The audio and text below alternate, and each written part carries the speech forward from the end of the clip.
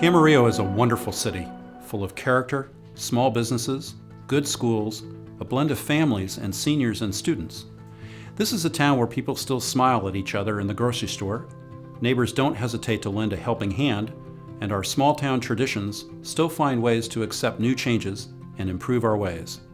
This year has been challenging for us, as it has been for everyone. A global health pandemic stopped us in our tracks in mid-March, closing schools, closing businesses, and quarantining our households. We learned grace. We had no choice. We learned patience and trust. We are showing our resilience and our perseverance. This year's State of the City holds a special meaning for all of us. This year has been different in so many ways. This includes, among other things, confronting an unprecedented health emergency and having a difficult discussion on racial equality. However, we are excited to share with you, the Camarillo community, what we nonetheless have accomplished this year, how we are weathering this storm, and what lies ahead as we stand together. The city's mission statement is dedicated to providing effective and efficient municipal services that promote a high quality of life, economic vitality, and a safe environment. Each year, the City Council adopts goals and objectives for city staff to carry out this mission statement. The goals for this year focused on fiscal management, community enrichment, land use and transportation, resource management, community redevelopment, economic development, governmental relations, community relations, and employee relations. This year, for the State of the City, I want to share with you the city's progress toward meeting the adopted goals and objectives through the eyes of city employees. Through the dedication of our city staff, we have stood together as a city family and as a community through this challenging year, and we are proud to share our story with you. The City of Camarillo approached budget preparations for this fiscal year with the mindset of efficiency and innovation, looking not only at levels of service and expenditures, but taking a critical look at staffing to ensure the city is well positioned with the right number of people doing the right work. The global pandemic caused by the coronavirus is not only a public health crisis, but an economic crisis as well. The city's budgeting process has not been business as usual and will not be business as usual until the foreseeable future. The City Council discussed options such as adjusting the scope of work for existing contracts, revising the capital improvement program, and trimming expenses for items such as travel and conferences and many others. The Council engaged city staff in a discussion about adjusting levels of service and providing flexibility in staffing as the city transitioned from a standard municipal operation to an emergency operation during COVID-19 and has once again transitioned into a recovery mode. On June 10, 2020, the Camarillo City Council adopted an operationally balanced $136.2 million annual budget for the fiscal year to provide services and fund projects that are vital for the well-being of Camarillo residents. Overall, the city's financial position remains in excellent condition. We have held a AAA bond rating for 8 consecutive years. The City Council is committed to sound and conservative financial policies. Staff continues to implement the best practices to ensure the Council's fiscal goals are met. Our general fund revenues come from many different sources, the most prominent being property tax and sales tax. Our staff has brought us a balanced budget, once again, one that maintains our streets in excellent condition, provides high-quality public safety services, and provides funding for the community services and programs. Hi, my name is Detective Chris Dyer, and I work in the Camarillo Special Enforcement Detail. My main job duty includes working with the city's homeless population and our mentally ill population. I've been really happy to be in the city for about 3 years, helping out this sect of our community. I also oversee the One Stop program, which happens every Thursday, the last Thursday of every month here in the city, where we bring in multiple resources from around the county, both faith-based, non-faith-based, and county and city, and we talk to people and get them hooked up with services to hopefully end their bout of homelessness. Additionally, this year, I'm excited that we brought on members from the Ventura County Behavioral Health Unit to ride in the patrol car with me to help our members of our community who suffer from mental illness. Getting outreach to them and getting them hooked up with services and getting them on a plan to success helps us have more positive contacts with them in the community, both with the police and with members at large just in the community. And the whole idea is that we get together with citizens of the community and enjoy a cup of coffee and tea and some real conversation. I think our goal is to break down the barriers between cops and the citizens they serve. And it's really important for us because we want them to know that, we're cops, we're real people, we're even members of this community. And we also want the members of the community to meet not just, the chief of police, but we want them to meet the beat cops. We want them to meet the detectives and the community policing cops and the traffic cops so they can have a really good idea of who we are. The Public Works Department is responsible for supplying high-quality, potable water to our residential, business, and agricultural customers. After many years of planning, testing, and permitting, the city's groundwater desalination treatment facility is now becoming a reality. The reverse osmosis desalter will be located on a 5-acre site at the northwest corner of Las Posas and Lewis Roads and will treat unusable brackish groundwater. The desalter will produce about 3.4 million gallons of high-quality, potable water every day, enough to fill about 200 average-sized backyard swimming pools daily. The treated water will be delivered to city water customers, and the concentrated brine produced by the treatment process will be discharged into an existing pipeline under Lewis Road that continues to the southwest and discharges through an ocean outfall off Port Hueneme. The total project cost, including design, property acquisition, construction management, and inspection, is estimated to be $66.3 million. The project is fully funded, including $20 million in state and federal grants, $12.5 million in water revenue bonds, and the rest from existing water enterprise funds. Construction of the project is underway, with completion on schedule in mid-2021, followed by startup and testing with delivery of treated water by the end of 2021. The desalter will bring many direct benefits to the city of Camarillo by treating an unusable source of water and strengthening the city's long-term water supply stability, achieving compliance with regulatory limits on salts in the Callegas watershed, by reducing the city's use of costly water imported from Northern California, saving the city about $50 million over 20 years, and the lower cost of desalter water compared to imported water will reduce the escalation in the overall cost for the city to provide water to its customers, which means any increases in future water rates will be lower than if the desalter was not constructed.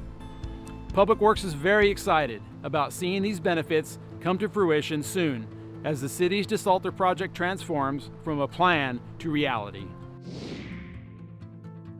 The city worked with Habitat to plan for 2 3-bedroom, 2-bath, affordable single-family homes. Together, we entered into an agreement for the sale of the property and the construction of the 2 homes in 2018. In order to help Habitat finance the construction of these homes, the city sold the property for $1 and provided a $250,000 forgivable loan for the planning and design. Habitat used the city's money and leveraged it with construction financing and volunteers from the community to help successfully complete the construction of the homes in August of this year. Shortly after the homes were built, the City Council issued a notice of completion on August 26, stating that Habitat has fully satisfied the terms of the agreement and the city forgave the $250,000 loan. Now, 3 years after the city purchased the vacant lot, it is called home to 2 local families. What used to be the stock lumber site, which is right on the corner of Berry and Lewis, there's a 2.5-acre vacant site, and it was a lumber yard for many years. So when Stock Lumber moved out, they put the property up for sale, and the city jumped on that opportunity and was able to acquire it. We're partnering with the Area Housing Authority of the County of Ventura and Many Mansions, and they're proposing to develop 67 affordable housing units and 1 manager's unit. And of those 67 units, 8 of them will be for-sale townhomes. So we see this as a model project, as it provides both an opportunity for those who are renting and also for those who are looking to purchase a home. It also provides a variety of housing types, from studio units to 3-bedroom units. Amazon will be occupying 2 large buildings on Mission Oaks Boulevard, and it's just east of the Metrolink parking lot. And we're excited to see this project move forward as it's going to bring a lot of jobs to the community.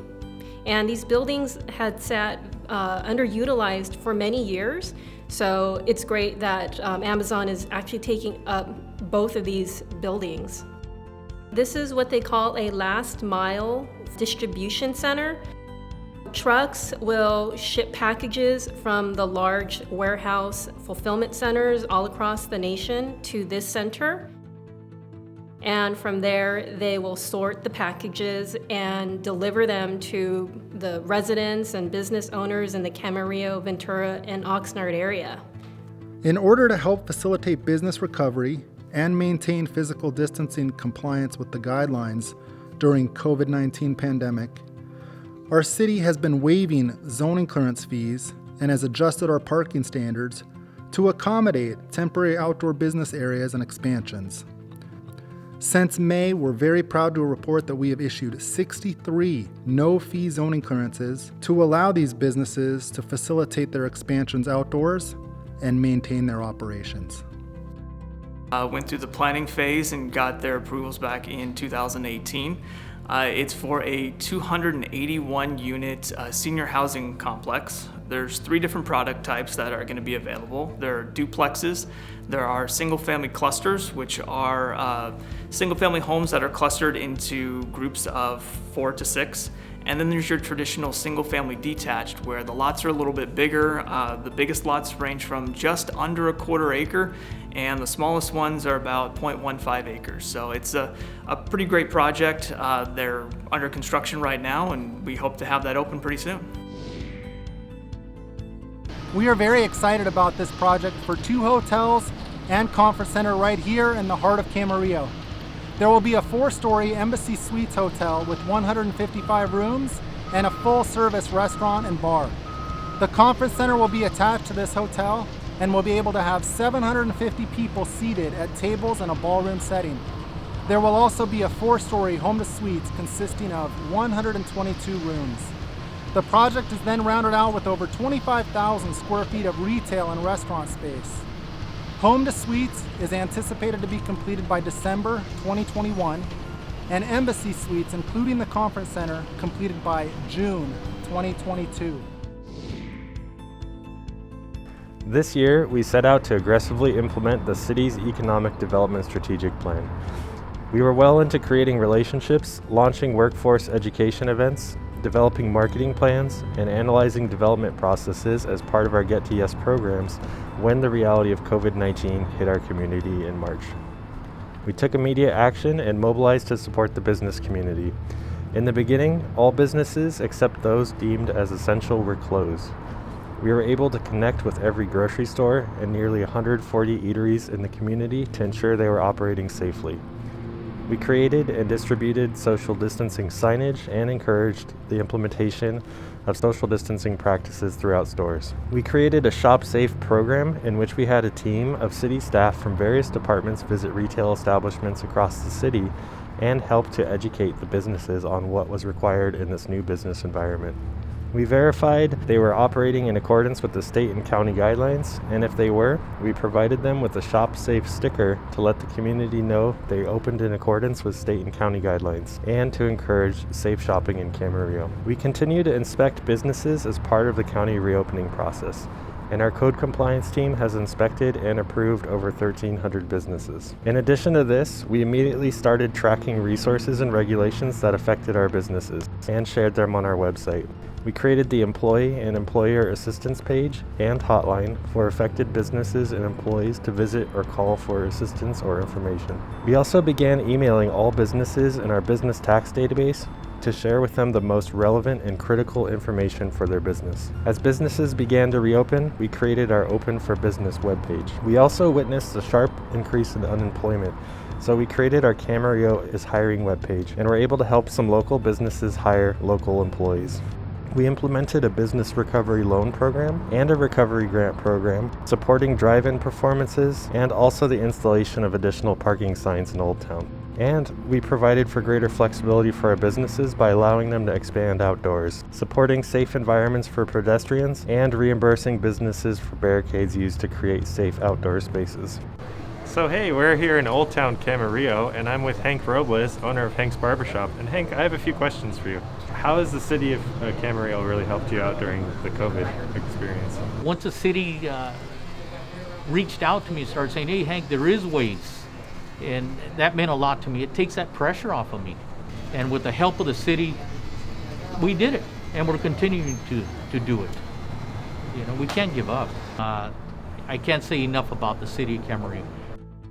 We moved here in November of 2019, pre-COVID, and we moved here because this is the real central hub of everything that goes on in the county is at this VCCF building. And it worked really well until COVID started, and then everything closed down. But I'm glad we did move here. It's been a great move for the chamber. What do you think is going to happen with the future of Camarillo? I think Camarillo is poised to go full on when we're all back together. I think that the city has well grounded. We have a good city council. We have the finances are good for the city. I just think the chamber and the city can work together and just build the economy back up to where it was and where it was taking off.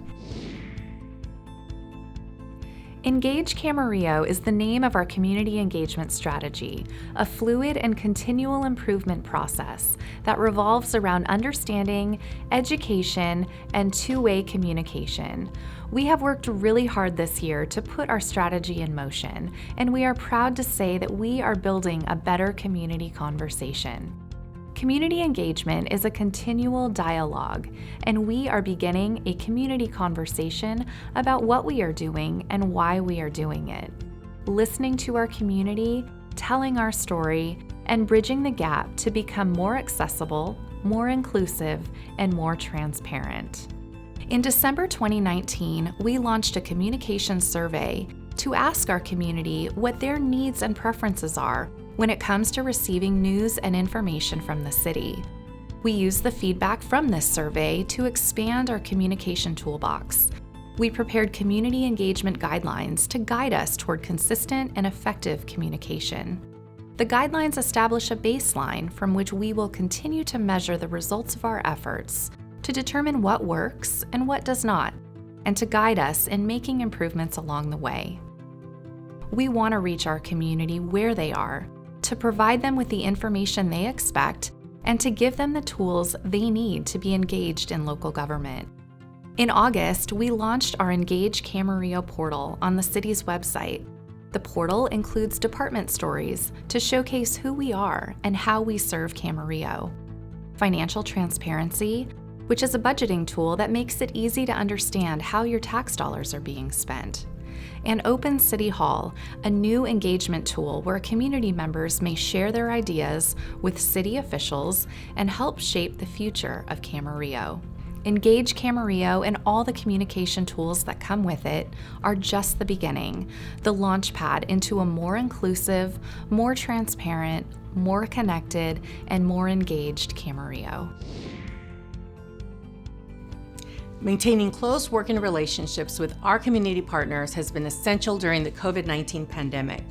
We have leveraged our partnerships to support each other through these challenging times, and we have maintained communication and coordination despite the physical distance that COVID has put between us.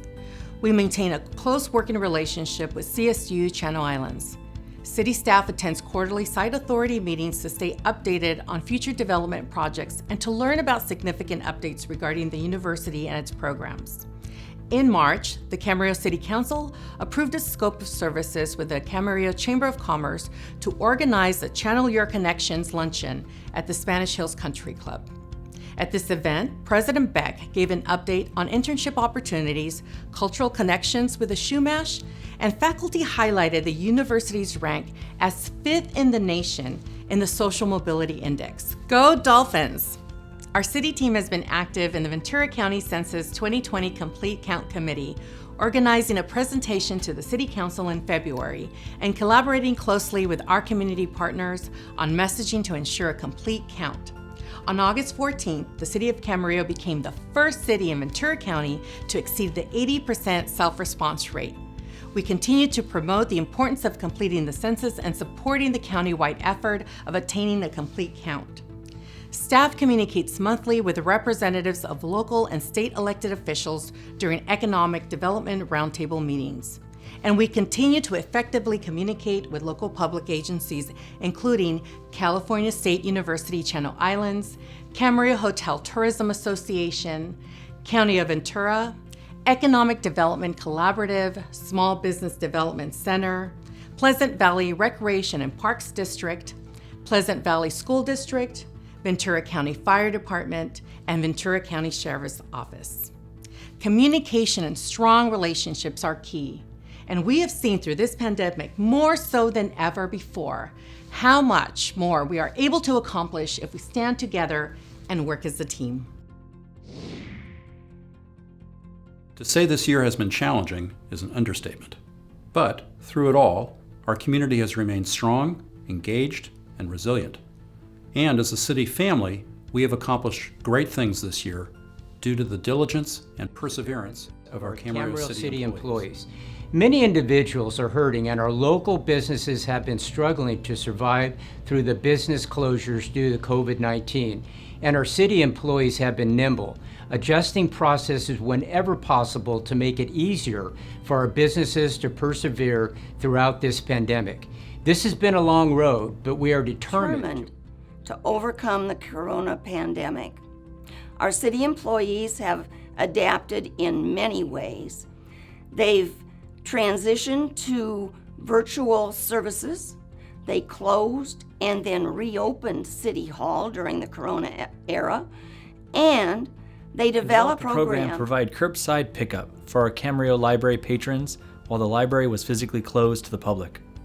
Our city employees have found new, creative ways to guide our community through this pandemic, including new communication tools to keep our residents and businesses informed and updated.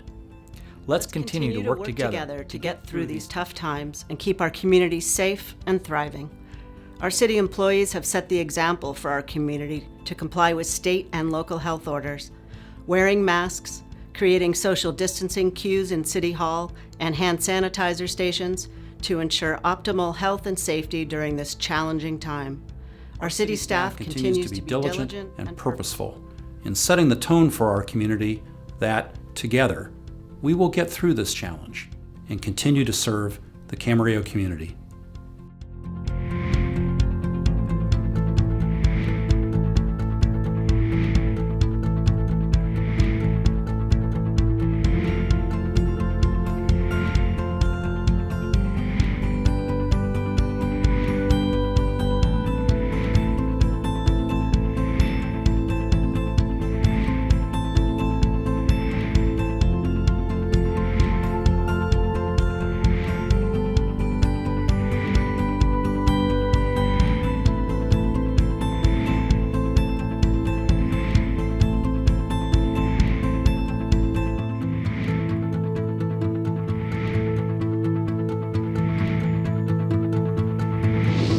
We stand together, Camarillo.